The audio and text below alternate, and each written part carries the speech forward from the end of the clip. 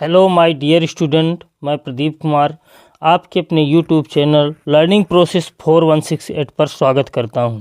चलिए बच्चों, जैसे कि आपको पता है कि हम जो शासन का एक मॉडल पेपर होता है उसको हम कल से स्टार्ट कर दिए थे। उसके बहुविकल्पीय क्वेश्चनों को हम पूरी तरह से कंप्लीट कर चुके थे। आज हम खंड बा से स्टार्ट करने वाले हैं, जिसमें हम 2-2 नंबर वाले सभी क्वेश्चन करेंगे। तो स्टार्ट करते हैं। सभी बच्चे कापी पेन उठा लीजिए और सही से एक एक क्वेश्चनों को लगाना है। ये बहुत ही यूजफुल होने वाला है आपके लिए। तो पहला क्वेश्चन है खंडवा में, कह रहा है क्या प्यारे बच्चों कि सभी खंड कीजिए, जिसमें से हमें 6 क्वेश्चन दिए गए हैं, 2-2 नंबर के रहेंगे। सेम यही पैटर्न आएगा। शासन का जो मॉडल पेपर होता है ये इसीलिए दिया जाता है कि इससे आप लोगों को पता चलेगा कि कैसे हमारे जो हमारा पेपर रहेगा तो किस प्रकार से डिवाइड रहेगा, कौन कौन से क्वेश्चन किस किस नंबर पे आएंगे, ये सभी ये दी जाती हैं। तो हम स्टार्ट करते हैं। पहला क्वेश्चन है, कह रहा है स्पष्ट कीजिए कि 3 × 5 × 7 + 7 एक भाज्य संख्या क्यों है। तो ये हम इसको बताना है। तो यहाँ पे डाल देंगे प्यारे बच्चों खंडवा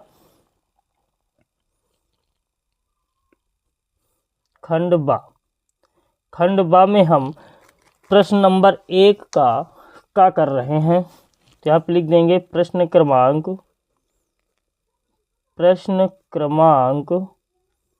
1 का। इसको हम हल करते हैं। यहाँ पे बढ़िया डाल देंगे हल। स्टार्ट करते हैं। क्या कह रहा प्यारे बच्चों, स्पष्ट कीजिए 3 × 5 × 7। तो 3 × 5 × 7 + 7 एक भाज्य संख्या क्यों है। प्यारे बच्चों, सभी लोग जानते होंगे भाज्य संख्या क्या होती हैं। ऐसी संख्याएं जो एक और स्वयं के अतिरिक्त किसी और संख्या से डिवाइड हो जाती हैं, वही क्या होती हैं, हमारी भाज्य संख्याएं होती हैं। तो यहाँ पे हम देख रहे हैं इन दोनों में क्या कॉमन हो रहा है, 7 कॉमन हो रहा है। प्यारे बच्चों, तो 7 कॉमन कर लो। तो 3 × 5 अब प्लस का कितना यहाँ पे बचेगा 1, क्योंकि जैसे हम 7 कॉमन किए तो यहाँ पे कितना बचेगा 1। अब आगे इसी को हल करें तो 7 × 3 × 5 = 15, 15 × 1 = 16। कितना आ जाएगा हमारा 3 × 5 = 15 हो जाएगा। एक यहाँ है तो 15 × 1 = 16 हो जाएगा। तो अब यहाँ से 7 × 16 इतना आ गया प्यारे बच्चों। तो अब आप लोग देख पा रहे होंगे कि जो भी संख्या यहाँ पे, जैसे हम इसका गुणा करा दें 16 × 7 = 112 है ना। 16 × 7 = 112 हो जाएगा हमारा। तो ये जो 112 आएगा वो हमारा 7 से भी कटेगा और 16 से भी कटेगा। तो 7 से भी कटेगा और 16 से भी कटेगा।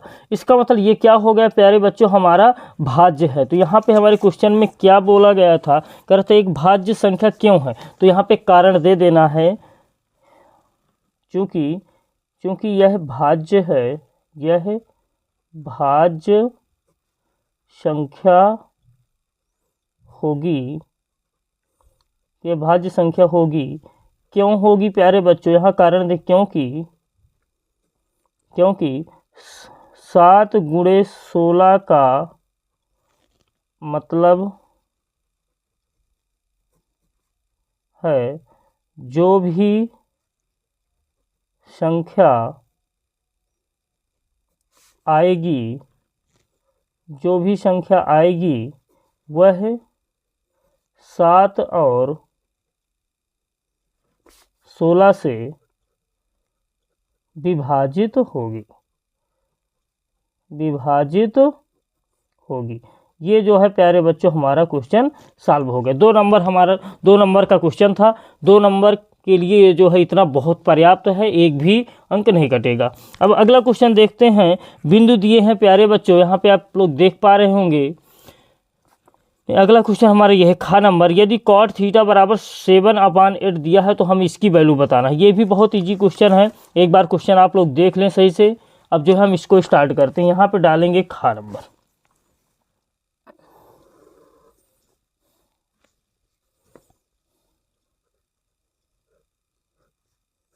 यहाँ पे डाल दीजिए हल। और प्रश्न क्रमांक 1 का हमारा कौन सा है, खा नंबर। हल। इसी तरह से आपको डालना भी है। प्रश्न क्रमांक ऐसे डाल देंगे, प्रश्न क्रमांक 1 का ख नंबर। हाँ, प्रश्न क्रमांक 1 का ख, जिसका हल हम देख रहे हैं। क्या दिया है प्यारे बच्चों? चूंकि हमें दिया है, चूंकि कॉट थीटा बराबर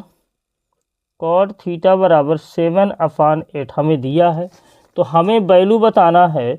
तो हमें वैल्यू बताना है 1 प्लस साइन थीटा ब्रैकेट में, फिर 1 माइनस साइन थीटा ब्रैकेट में, अपान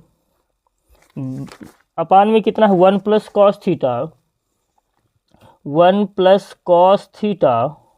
और 1 माइनस कॉस थीटा, ये हमें दिया गया है प्यारे बच्चों। तो हमें जो है इसकी वैल्यू बहुत ही सिंपल तरीके से प्राप्त हो जाएगी। जैसे हम इसको थोड़ा सिंप्लीफाई कर दें, ये यहाँ पे देखें तो a plus B a minus B लिखा हुआ है। इसका फार्मूला क्या होता है? a square minus B square. तो लगा दीजिए a का स्क्वायर माइनस बी स्क्वायर। जैसे ये a प्लस बी है, a माइनस बी, तो a square minus B square, अपान नीचे भी वही चीज़ कर दीजिए, तो a square minus B square. यहाँ पे लिख सकते हैं, चूँकि a प्लस बी और a माइनस बी के रूप में दिया गया है, जिसका फार्मूला होता है a square minus B square. अब इसी को आगे और सिंप्लीफाई करें तो कितना आ जाएगा प्यारे बच्चों? एक का स्क्वायर एक ही होता है, 1 माइनस साइन स्क्वायर थीटा एक सर्वसमिका होती है। क्या होता है formula? 1 minus sine square theta बराबर कॉस स्क्वायर थीटा। इनको बहुत ही अच्छी तरीके से प्यारे बच्चों हम समझा चुके हैं आपको। 1 माइनस कॉस स्क्वायर थीटा बराबर क्या होता है? Sine square theta. यहाँ पे लिख दीजिए, कारण दे देना होता है, चूँकि 1 माइनस साइन स्क्वायर थीटा बराबर क्या होता है? कॉस स्क्वायर थीटा, और 1 माइनस कॉस स्क्वायर थीटा बराबर होता है साइन स्क्वायर थीटा। अब आगे देखें तो प्यारे बच्चों, cos theta upon sine theta, इसको हम क्या लिख सकते हैं? होल ऑफ स्क्वायर लिख सकते हैं, क्योंकि यहाँ पे स्क्वायर दोनों में लगा हुआ है। और cos theta upon sine theta का भी एक फार्मूला होता है प्यारे बच्चों, क्या होता है? कॉट थीटा का होल ऑफ स्क्वायर। इसको ऐसे भी कर दिए, या तो फिर हम समकोण त्रिभुज बना करके मान निकाल लेते तीसरी भुजा पाइथागोरस प्रमेय का प्रयोग करके, उसमें से फिर हम इनमें मान रख देते, तो भी हमारा आंसर आ जाता। तो थोड़ा सा वो बड़ा पड़ता, हम इससे जो है कर दिए हैं। वैसे आप लोगों को समझ में ये आ जाएगा और ये ईजी भी लगेगा। आगे देखेंगे तो कॉट थीटा का मान हमें दिया हुआ है पहले से, ये 7/8, तो यहाँ पे रख दें 7/8 स्क्वायर लगा है प्यारे बच्चों, स्क्वायर लगा दें तो आंसर कितना आ जाएगा? 7 सता 49 और 8 64, यही हमारा आंसर हो जाएगा। तो देख पा रहे होंगे आप लोग कितना इजी था और कितना सिंपल तरीके से हम कर दिए हैं। अगर ऐसा आप कर देते हैं, यहाँ पे बस ये ध्यान देना होता है, क्योंकि cos theta upon sine theta बराबर होता है कॉट थीटा की जगह पे हमें दी गई थी वैल्यू, हमने उसको पुटअप कर दिए यहाँ पे और हमारा सिंपली जो है आंसर प्राप्त हो गया। अगला क्वेश्चन देखते हैं। अगला है, दो घनों जिनमें से प्रत्येक का आयतन 64 सेंटीमीटर क्यूब है कि संलग्न फलकों को मिलाकर एक ठोस बनाया जाता है, इससे प्राप्त घनाभ का पृष्ठीय क्षेत्रफल ज्ञात कीजिए। प्यारे बच्चों, घनाभ सब लोग जानते होंगे, जिसमें क्या होती है? लंबाई चौड़ाई ऊंचाई तीनों क्या होती हैं? आपस में इक्वल होती हैं, ठीक है ना। वही हमारा घन होता है। घनाभ में क्या हो जाता है? लंबाई चौड़ाई ऊंचाई इनमें से कोई ना कोई इक्वल नहीं होगी, ठीक है ना, या सभी इक्वल हो सकता है कि कोई भी इक्वल ना हो, या कोई भी मतलब कोई ना कोई बराबर नहीं होगा। ये होता हमारा घनाभ में। तो जैसे हम लूडो देखते हैं, लूडो खेलते भी होंगे आप लोग, तो उसमें लूडो क्या होता है? घन के आकार का होता है, क्यूब। तो दो घनों जिनमें से प्रत्येक का आयतन 64 सेंटीमीटर क्यूब है।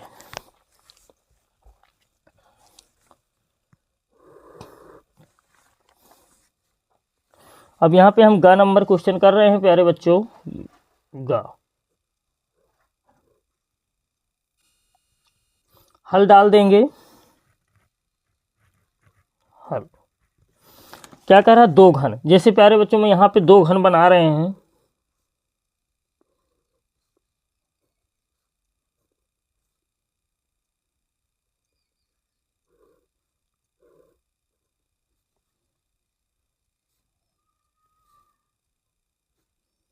जैसे ये एक घन है, इसी तरह का सेम एक घन और होगा प्यारे बच्चों, ठीक है।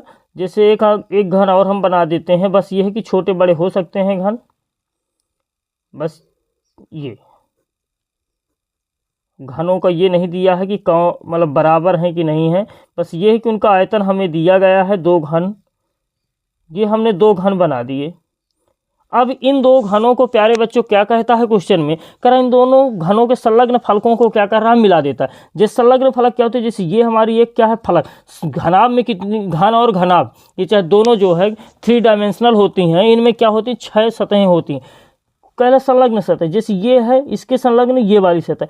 अब जैसे हम इन दोनों को आपस में प्यारे बच्चों क्या कर देंगे, ऐड कर देंगे, तो क्या होता है, जैसे 2 हम घन ले लें, ठीक है ना, जैसे एक घन ये है और एक घन इधर से, अब इन दोनों घनों को हम क्या कर दें, आपस में जोड़ेंगे तो लंबाई ये जो होगी, इसका ये वाला एरिया जो होगा क्या हो जाएगा, जुड़ जाएगा, यही अंतर आ जाएगा। बाकी ना तो ऊंचाई में कोई अंतर होगा, ना तो कोई प्यारे बच्चों उसकी लंबाई चौड़ाई ऊंचाई, मतलब ना तो चौड़ाई में होगा ना तो ऊंचाई में। भाई चौड़ाई जो भी इसकी चौड़ाई है इधर, ये इसका शेप जो भी है इसका, उसमें कोई अंतर नहीं होगा। और इनकी बस क्या हो जाएगी, लंबाई क्या हो जाएगी, बढ़ जाएगी। मतलब लंबाई जो है जैसे यहाँ है और इसकी दोनों की क्या हो जाएगी, जुड़ जाएगी, चौड़ाई और ऊंचाई में कोई अंतर नहीं होगा। तो वही हमारा फिर क्या बन जाएगा, घनाभ बन जाएगा, जैसे इन दोनों को मिलाएंगे। तो क्या दिया क्वेश्चन में बोला है, कह रहा प्रत्येक का आयतन कितना है, 64 सेंटीमीटर क्यूब। अच्छा प्यारे बच्चों, दोनों का आयतन सेम दिया है, ठीक है ना, तो कोई दिक्कत नहीं, दोनों सेम ही रहेंगे अगर आयतन सेम दिया है।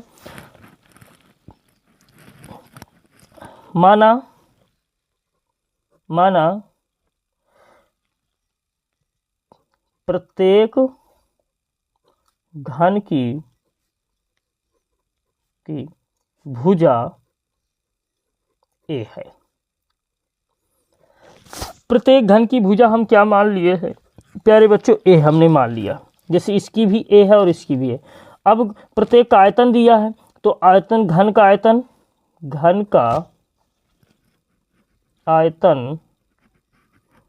आयतन कितना दिया गया है प्यारे बच्चों, 64 प्रत्येक का दिया, मतलब इसका जो भी, जैसे ए इसका हम मान लिए हैं, इसका भी ए हमने मान लिया।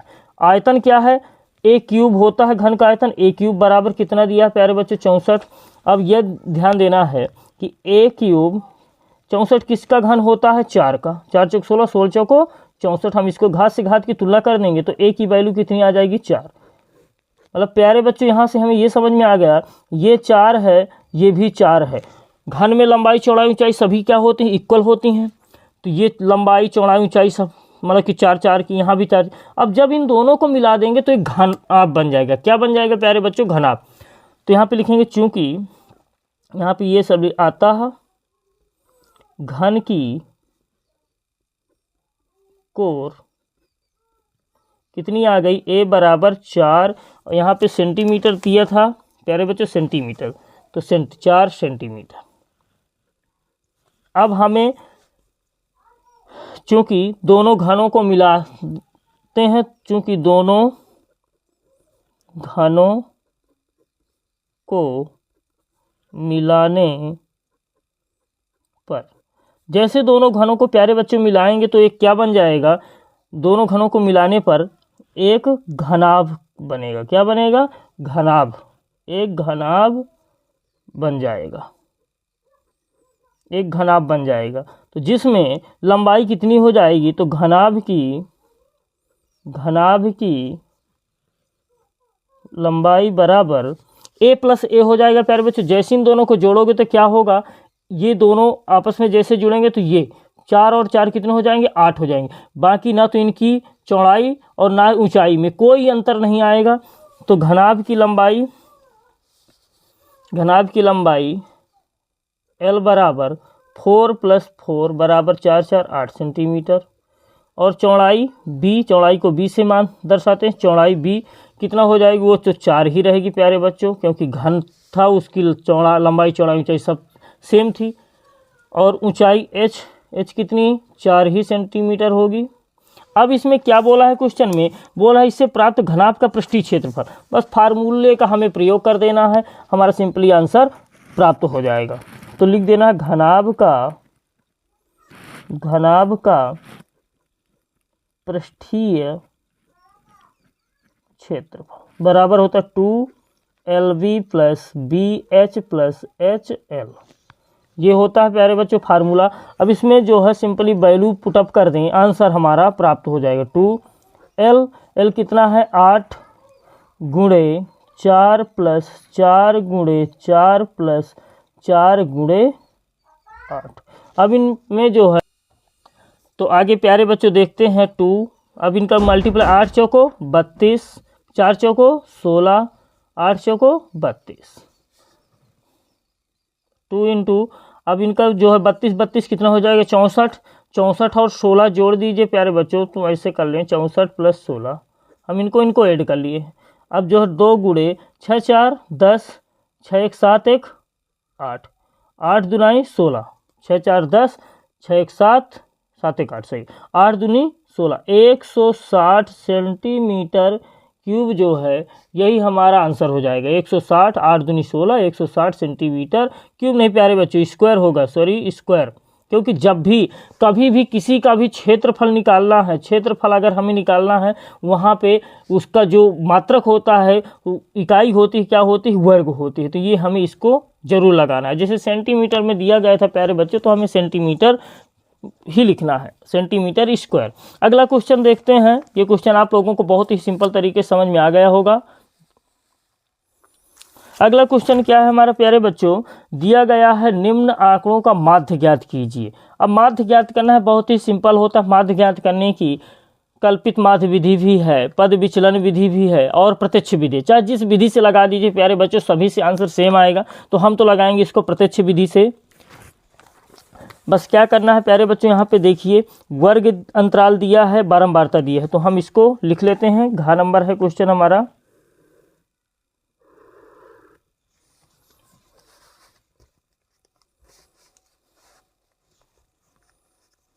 घ नंबर, प्रश्न क्रमांक 1 का घ, प्रश्न क्रमांक 1 का घ, खंड ब में प्रश्न क्रमांक 1 का घ, और यहाँ पे डाल देंगे हल। तो क्या दिया है प्यारे बच्चों, वर्ग अंतराल दिया गया है। तो हम बताए थे प्यारे बच्चों क्या करना होता है,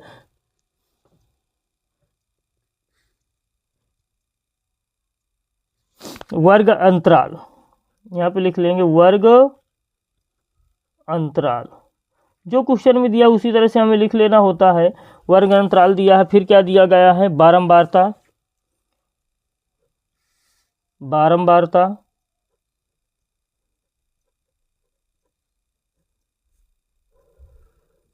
फिर इसके बाद हमें निकालना होता है मध्य बिंदु, मध्य बिंदु। बारंबारता को प्यारे बच्चों f से दर्शाते हैं, मध्य बिंदु को x से, तो इनका फिर कर देना होता है गुणा fx। बस हमारा जो है ये चीज़ें हमें क्वेश्चन में दी गई हैं। 10 से 20, 20 से 30, 30 से कहाँ तक जाना है, 70 तक। तो प्यारे बच्चों लिखेंगे 10 से 20, 20 से 30, 30 से 40, 40 से 50, 50 से 60, 60 से 70 तक। फिर इसके बाद बारंबारता कितनी दी गई है प्यारे बच्चों, 2 7 12 15, 2 7 12 15, 2 7 12 15, 8 6, 8 6। यहाँ पे फिर क्या करना होता है, लाइन खींच दीजिए, बढ़िया से लिख देना होता है नीचे योग। क्या लिखना होता है प्यारे बच्चों, योग। इतना फॉर्मेट आपके दिमाग में होना चाहिए कि ये चीज़ हमें करना है। यहाँ पे लिख देना होता है योग। अब मध्य बिंदु कैसे निकालते हैं ये चीज़ देख लें। ये तो अभी क्वेश्चन से ही हम सब चीज़ें लिख लिए हैं। मध्य बिंदु कैसे निकालते हैं, जो इनको जोड़ लीजिए, आधा करिए। 20 10 30, 30 का आधा कितना होगा प्यारे बच्चों, 30 का आधा 15। फिर 20 10 30, 30 और 20 50, 50 का आधा कितना होगा प्यारे बच्चों, 25। बस यहाँ पे अब एक चीज़ ध्यान दीजिए, जैसे यहाँ पे अंतर कितने का था, 10 10 का, तो यहाँ भी अंतर 10 10 आप जो है बढ़ाते चले जाइए। 25 के बाद कितना हो जाएगा, 35, 35 के बाद कितना हो जाएगा, 45, 45 के बाद कितना हो जाएगा, 55, 55 के बाद कितना हो जाएगा, 65। अब जो है हमें fx निकालना है, तो प्यारे बच्चों fx निकाल लेते हैं। तो अब जो है प्यारे बच्चों हम इनका जो है सिंपली गुणा कराएंगे। fx का मतलब क्या है, f गुणे x, 15 दूनी 30, अब 25 सत्ते कितना होता है, 175। 12 पंचे 60, 12 तीन 36, 36 और 6 42, 420, 15 पना 75, 15 चौको 60, 7 7 67, 675, 8 पन 40, 8 पन 40, 40 4 44, 6 पंचे 30, 6 छंग 36, 36 3 39, 390। अब जो है क्या करना है प्यारे बच्चों, सूत्र हम लिख दे रहे हैं, अपने आप समझ जाओगे कि हाँ ये चीज़ें कैसे। यहाँ पे सूत्र होता है समांतर माध्य का x बार बराबर सिग्मा एफ एक्स अपान सिग्मा, x बार बराबर सिग्मा एफ एक्स अपान सिग्मा एफ। सिग्मा का मतलब क्या होता है, जोड़ होता है प्यारे बच्चों, क्या होता है जोड़। तो सिग्मा एफ एक्स मतलब एफ एक्स वालों को कह रहा है जोड़ो, तो सिग्मा एफ एक्स निकाल लेना है। Sigma F X equal to, यहाँ पे सिग्मा एफ बोला है तो एफ तो ये है, बारंबारता को हमेशा क्या एफ मानना होता है। तो सिग्मा एफ, इनको जोड़ लीजिए, इनको जोड़ेंगे तो 7 2 9 2 11 11 5 16 16 8 24 24 6 30, हासिल 3 3 1 4 1 5, हमारा 50 आ जाएगा। यहाँ पे इनको ऐड करेंगे तो 5 5 10, कितना आ जाएगा प्यारे बच्चों हमारा 0, 3 1 4 4 1 हासिल 3 1 4 7 4 11 11 2 13 13 7 20 20 4 24 24 9 33, हासिल 3 3 1 4 4 8 6 14 14 4 18 18 3 21 2130। तो बस वैल्यू रख दें प्यारे बच्चों, तो इसकी वैल्यू कितनी आई 2130 अपान, इसकी वैल्यू कितनी है सिग्मा एफ की है 50, डिवाइड कर दें 0 0 और 5 से भी डिवाइड कर दे तो कितना है 5 चौको 20, 1 बचा 13 बन जाएगा, 5 दूनी 10, दशमलव लगा दीजिए, कितना बचा है 3, दशमलव लगाएं 0 बनाएंगे तो बन जाएगा 30, 5 छक्का 30। यही हमारा जो है आंसर आ जाएगा, 42.6 जो है हमारा आंसर हो जाएगा। अगला क्वेश्चन देखते हैं प्यारे बच्चों, अगला क्वेश्चन क्या है हमारा।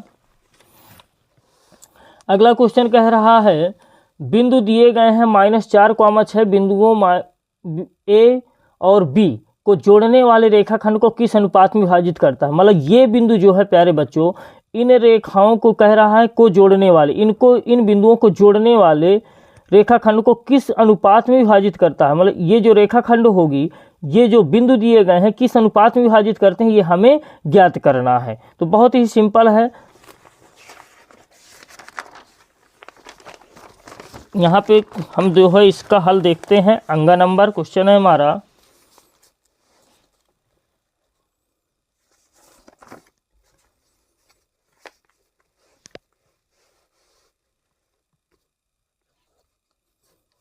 अंगा नंबर क्वेश्चन पहले का है खंड बा का अंगा क्वेश्चन को हम सॉल्व करते हैं प्यारे बच्चों। क्वेश्चन में क्या बोल रहा है, एक बार और क्वेश्चन को अच्छी तरह से आप लोग पढ़ लें। क्वेश्चन में बोल रहा है बिंदु दिए गए हैं जिनके को जोड़ने वाले रेखाखंड को किस अनुपात में ये जो विभाजित करता है। जैसे हम प्यारे बच्चों क्या करें, जैसे यहाँ पे एक बिंदु ये ए है, एक बिंदु ये बी है, ये ए है ये बी है। अब कह रहा है इस रेखाखंड को, ये रेखाखंड हो गया। रेखाखंड क्या होता है, रेखा का एक निश्चित भाग होता है प्यारे बच्चों। कह रहा है इसके निर्देशांक भी दिए हैं प्यारे बच्चों, इसके भी निर्देशांक दिए क्या है -6, -10, -6, -10 और बी के निर्देशांक क्या है 3, -8, 3, -8। ये हमें निर्देशांक दिए गए हैं। और फिर क्या बोला है, कह रहा है बिंदु जो रेखाखंड है उसको एक बिंदु दे दिया है कि जैसे यहाँ पे एक बिंदु हम पी माने ले रहे हैं। अब यहाँ के भी निर्देशांक उसने दिया है, क्या दिया है प्यारे बच्चों -4, -4, 6। तो ये -4, ये 6 है, इसका मतलब x अक्ष से कितना काट रहा है -4, y अक्ष से कितना काट रहा है 6 काट रहा है। तो हमें इसका अनुपात बताना है, आखिर ए बी रेखा को ये जो बिंदु है किस अनुपात में विभाजित करता है, ये चीज़ हमें ज्ञात करनी है। तो बहुत ही सिंपल है प्यारे बच्चों, हल कर लेते हैं। जैसे यहाँ के अनुपात आपको मानना हो तो कुछ भी अनुपात मान सकते हैं, m1 m2 मान सकते हैं, या k1 अनुपात k2 मान सकते, k1 अनुपात 1 मान सकते हैं। जो भी मानना हो तो मान सकते हो। जैसे अभी तक आप लोग जो है m1 m2 ही माने हैं तो उसी से कर लीजिए। जैसे m1 अनुपात m2 हम मान लिए कि m1 और m2 के अनुपात में विभाजित करता है। ठीक है, हमें वही चीज़ बताना है किस अनुपात में विभाजित करता है, वही अनुपात हमारा आ जाएगा। तो लिख देना है प्यारे बच्चों, यहाँ पे थोड़ा सा लिख देना होता है। माना ए बी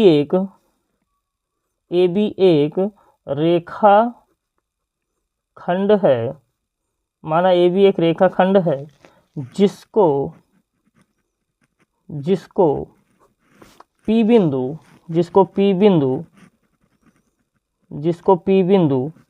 M1 अनुपाते M2 में विभाजित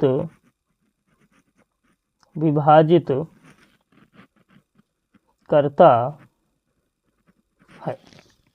अब जो है इसी को आगे हमें बहुत ही सिंपल तरीके से अब हमें इसका आंसर प्राप्त हो जाएगा, क्योंकि हम जानते हैं विभाजन सूत्र क्या होता है। सेक्शन फार्मूला हमारा होता है x equal to M1x2 plus M1x2 plus M2x1 upon M1 plus M2। ये x का होता है। y का क्या होता है प्यारे बच्चों, M1 y2 plus M2 y1 अपान M1 प्लस M2। बस यही फार्मूले हमें जो है पुटअप कर देना है, इन्हीं से हमारा आंसर आ जाएगा। चूँकि यहाँ पे लिखेंगे चूँकि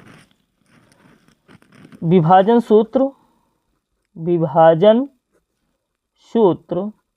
क्या होता है प्यारे बच्चे, x, y इक्वल टू, जैसे हम यहाँ पे M1x2 plus M2x1 upon M1 plus M2, ये x का हो जाता है। उसी तरह से y का क्या हो जाता है प्यारे बच्चों, M1y2 प्लस M2y1 अपान M1 प्लस M2। हमें किसी एक को लगा देना है, एक से हमारा आंसर यहाँ पे प्राप्त हो जाएगा। तो जैसे यहाँ पे प्यारे बच्चों x बराबर दिया है, चूँकि यहाँ पे लगाएंगे, चूँकि हमें x इक्वल टू प्यारे बच्चों क्या दिया गया है, -4। यहाँ x की वैल्यू ये जो दिया गया है ये x है, ये y, चाहे जिसको आप ले लीजिए उसी से हमारा आंसर आ जाएगा। x बराबर -4 दिया है, x के नीचे x का फार्मूला लगा दीजिए। विभाजन सूत्र हम यहाँ पे लिख चुके हैं, क्या है प्यारे बच्चों, M1x2 plus M2x1 upon M1 plus M2 equal to कितना, -4। अब जो है यहाँ सिंपली वैल्यू इनकी पुटअप कर दीजिए, हमारा अनुपात जो है बहुत ही आसानी से प्राप्त हो जाएगा। वैल्यू जो भी हमें दी गई हैं, M1 का मान तो M1 ही है, इनको तो हमें ज्ञात ही करना है। M1x2 क्या है प्यारे बच्चों, यहाँ देखिए ये x1 होता है, ये x1 और ये y1, जैसे ये हमारा x2 और ये y2। बस इसमें वैल्यू रखिए आप लोग।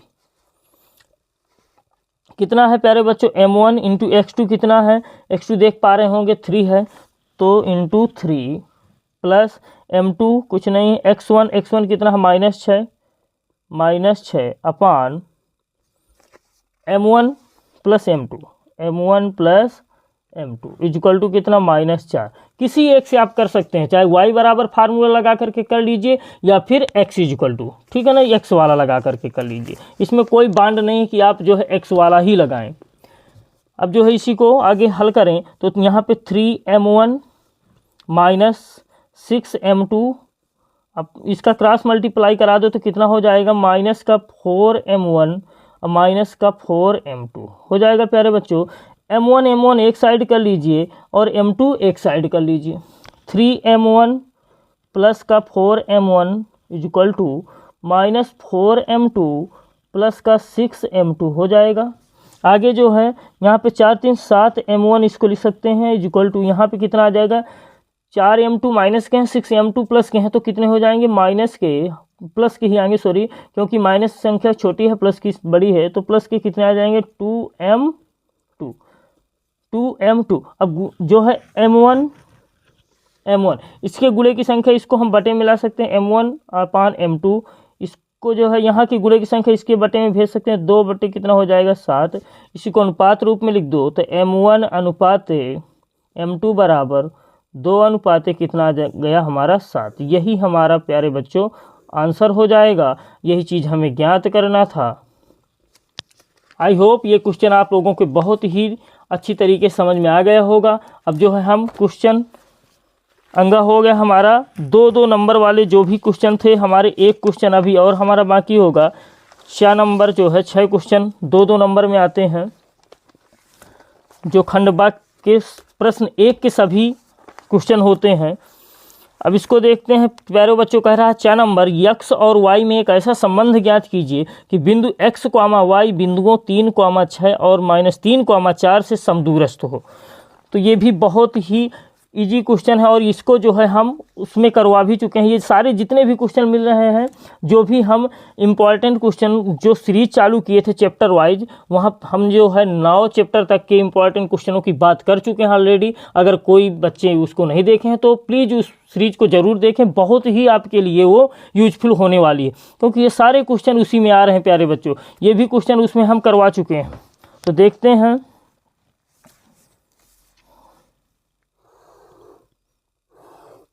4 नंबर क्वेश्चन है, 2 नंबर वाले का जो ये अंतिम क्वेश्चन है।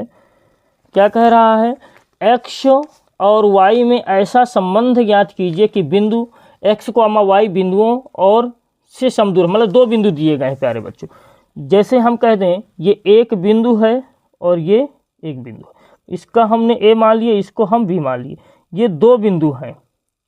ठीक, अब इन दोनों बिंदुओं को क्या बोल रहा है क्वेश्चन में, कह रहा है बिंदु x, y बिंदुओं से समदूरस्थ है। समदूरस्थ का मतलब क्या होता है प्यारे बच्चों, अगर ये चीज़ आप लोग जान लिए तो ये क्वेश्चन आप लोग चुटकियों में हल कर लेंगे। समदूरस्थ का मतलब होता है इस रेखा पर कोई ऐसा बिंदु लीजिए जो यहाँ से और उस बिंदु से, ये और इस बिंदु से इस बिंदु तक की क्या हो, दूरी क्या हो, इक्वल हो। जैसे हम यहाँ पे एक बिंदु ले रहे हैं P, तो ये समदूरस्थ हमने माना है। समदूरस्थ का मतलब होगा कि AP की दूरी बराबर PB की दूरी, मतलब इस रेखा का बीचों बीच वाला भाग।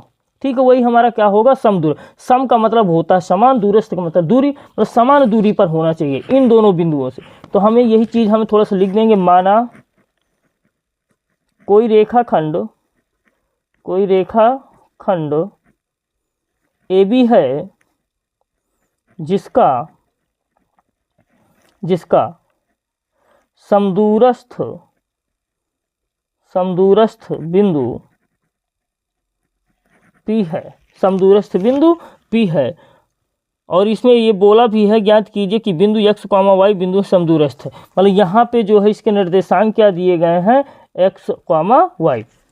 समदूरस्थ बिंदु P है, समदूरस्थ बिंदु P है, जिसके निर्देशांक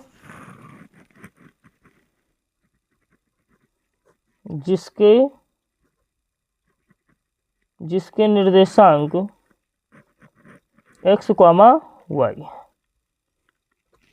अब जो है हमें प्रश्नानुसार कर देना सीधी से, प्रश्नानुसार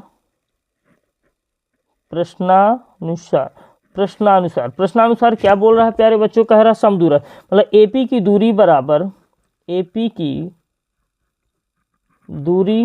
बराबर होगी PB की दूरी के, अब फार्मूला लगा दीजिए प्यारे बच्चों। दूरी का सूत्र क्या होता है, √x2 - x1 का whole of square plus y2 - y1 का whole of square equal to √ इधर भी लगा दें x2 - x1 का whole of square plus y2 - y1 का होल ऑफ स्क्वायर। ये हमने दूरी सूत्र लगा दिए प्यारे बच्चों। अब यहाँ पे देख पा रहे हैं AP के लिए x1 x2 अलग होंगे, PB के लिए x1 x2 अलग होंगे। अब इस चित्र में देखिए AP, A के निर्देशांक भी हमें दिए गए हैं क्वेश्चन में, B के भी दिए हैं, उनको भी लिख लेते हैं। A के क्या दिए गए हैं, 3, 6, B के हैं -3, 4। अब जो है जैसे हम AP की दूरी लगाएं तो ये x1 y1 x2 y2 ये हो जाएगा। जब PB की दूरी के लिए करेंगे तो x1 y1 ये हो जाएंगे, x2 y2 ये हो जाएंगे हमारे। तो बस इसमें सिंपली हमें वैल्यू रख देना है। यहाँ पे ऐसा किया करिए, जैसे A लिखा है ना AP, ये x1 y1, ऐसे में कभी गड़बड़ी नहीं होगी आपसे। जैसे AP जैसे यहाँ पे लिख रहे हैं उसी तरह से मान वहाँ पे ध्यान देखना है। AP मतलब x1 y1, P का मतलब हो यहाँ पे दूसरे नंबर पर है तो x2 y2, यहाँ P पहले नंबर पर तो x1 y1 और यहाँ पे B दूसरे नंबर पर x2 y2। बस वैल्यू रखिए, आंसर आएंगे। उसी को सिंपल हल कर देंगे तो आंसर आ जाएंगे दोनों। यहाँ पे क्या करो प्यारे बच्चों, ये रूट लगा है, इस रूट को हम हटाए दे रहे हैं तो और सिंपल हो जाएगा। तो क्या करेंगे, स्क्वायर ऑन बोथ साइड, दोनों पक्षों का हम क्या कर देंगे, वर्ग कर देंगे। दोनों पक्षों का वर्ग करने पर, जैसे वर्ग करेंगे तो ये रूट हट गया, ये रूट क्या हो जाएंगे प्यारे बच्चों, कैंसिल आउट हो जाएंगे। x2 की वैल्यू रखो, x2 का मान कितना है x1 का मान है 3 का होल ऑफ स्क्वायर, ये x2 और ये x1, तो y2 का मान कितना है y माइनस का 6 का होल ऑफ स्क्वायर बराबर, इधर x2 कितना है -3, x1 कितना है x का होल ऑफ स्क्वायर, प्लस इधर y2 कितना है प्यारे बच्चों माइनस प्लस का 4, y1 कितना है y का होल ऑफ स्क्वायर। अब यहाँ पे देखना a माइनस बी का होल ऑफ स्क्वायर लगा दीजिए, यहाँ भी वही चीज़ और यहाँ भी, सभी जगह जो है हमें अब फार्मूला लगा देना है। तो हम यहाँ से किए दे रहे हैं तो आप लोगों को दिखेगा भी सही से, यहाँ पे आप लोग देखते भी जाएंगे। जैसे यहाँ पे क्या है a माइनस बी का होल ऑफ, तो a स्क्वायर x स्क्वायर 3 त्रिकाई 9 और माइनस 3 दूनी 6x हो जाएगा प्यारे बच्चों। आगे जो है यहाँ पे प्लस, यहाँ भी लगा दीजिए y माइनस 6 है, मतलब कि ये हमारा हो जाएगा a माइनस बी, तो y square a square 6 36 minus 6 दूनी 12y इक्वल टू कितना, इधर भी लगाइए प्यारे बच्चों, यहाँ पे देखिए माइनस माइनस सभी जगह प्लस ही हो जाएगा, तो a 3 त्रिकाई 9 प्लस x स्क्वायर और प्लस का 3 दूनी 6x प्लस यहाँ पे a माइनस बी का लगाएंगे तो 4 चौको 16 प्लस y स्क्वायर माइनस 4 दूनी 8y। अब इसी को जो है सिंपली हल कर लेंगे प्यारे बच्चों, x स्क्वायर से x स्क्वायर ये कट जाएगा, क्योंकि इक्वल के दो जब बराबर के इस साइड और इस साइड दोनों जब सेम मिलते हैं सेम चिन्हों के तो कट जाएगा, क्योंकि इधर लाएंगे माइनस का हो जाएगा। y स्क्वायर से y स्क्वायर ये भी डिवाइड हो गए। अब x वालों को यहाँ पे जोड़ें, 6x माइनस के हैं 6x और y कितने हैं माइनस के 12y, और यहाँ पे ध्यान से देखिए प्यारे बच्चों यहाँ पे कितना लिखा है 9, और 9 से ये 9 भी कैंसिल हो जाएगा। और देखते हैं माइनस के 6x से प्लस के 6 नहीं कटेंगे, इधर लाइए इसको भी, माइनस का 6x हो जाएगा 36 यहाँ पे लिखा हुआ है प्यारे बच्चों, यहाँ पे ध्यान देना प्यारे बच्चों, माइनस का 6x माइनस के 12y है, इधर y लगा देगा। फिर यहाँ पे है प्लस का है 36 और यहाँ पे क्या बचा है प्लस का 16, इधर लाएंगे तो प्यारे बच्चों कितना बन जाएगा माइनस का 16 इक्वल टू कितना 0, सबको हम इधर ले आए हैं। अभी और कोई शेष था क्या, हाँ माइनस का 8y भी शेष है, इसको भी इधर लाना है, तो माइनस का 8y माइनस है तो इधर आएगा तो प्लस का 8y हो जाएगा बराबर 0। अब देख लेना y वाले जोड़ लीजिए, x वाले जोड़ लें, 6x यहाँ है 6x यहाँ, तो 6 6 12x हो गए, 12y यहाँ है 8y यहाँ पे है प्यारे बच्चों, प्लस माइनस घट जाएंगे, माइनस के कितने 4y हो जाएंगे। यहाँ पे कितना है प्लस 6 में से 6 गए 0, 3 में से 1 गए 2, 20 बराबर कितना 0।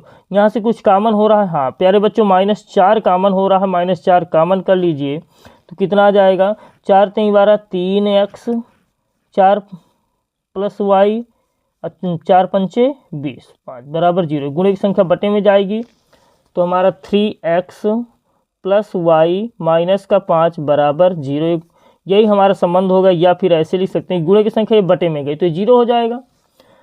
3x plus y equal to ये 5 उधर जाएगा तो प्यारे बच्चों प्लस का हो जाएगा।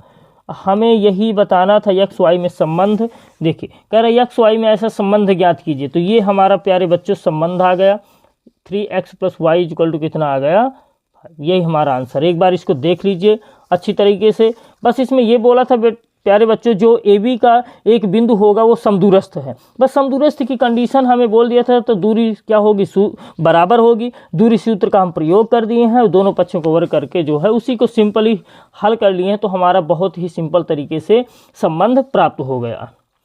तो आई होप ये जो है सभी क्वेश्चन आप लोगों के बहुत अच्छी तरीके से समझ में आ गए होंगे। अब यहाँ से प्यारे बच्चों स्टार्ट होते हैं प्रश्न नंबर 1 के जो है खंडवा के प्रश्न 1 के सभी क्वेश्चन हम कर लिए। अब जो है यहाँ से स्टार्ट होते हैं प्रश्न नंबर 2, निम्नलिखित में से किन्हीं 5 खंडों को हल करना है। अब यहाँ पे हमें क्वेश्चन कितने दिए रहेंगे, यहाँ पे हमें 6 क्वेश्चन दिए, 6 में से हमें 5 करना है। तो पहले जो है प्यारे बच्चों इन क्वेश्चनों को सभी लोग अच्छी तरीके से लगाइए, कल जो है हम इसको जो है ये सेशन करवा देंगे, परसों जो है इसका पूरा जो है फाइनल कर देंगे। तो इस तरीके से ये जो आपका शासन का मॉडल पेपर, ये बहुत ही इंपॉर्टेंट मॉडल पेपर है, ये पूरी तरीके से कंप्लीट हो जाएगा। तो इसको जो है 2 से 3 बार ज़रूर देखें, ये आपके लिए बहुत ही यूजफुल होगा। तो आज की क्लास यहीं तक प्यारे बच्चों। अगर ये प्रयास आप लोगों को अच्छा लग रहा है तो लाइक शेयर कमेंट्स ज़रूर करें, और सबसे पहले इन सब चीज़ों का जो है आप लाभ लेने के लिए हमारे चैनल को सब्सक्राइब कर लें, तो आपके पास तुरंत जो है नोटिफिकेशन पहुंच जाया करेगा।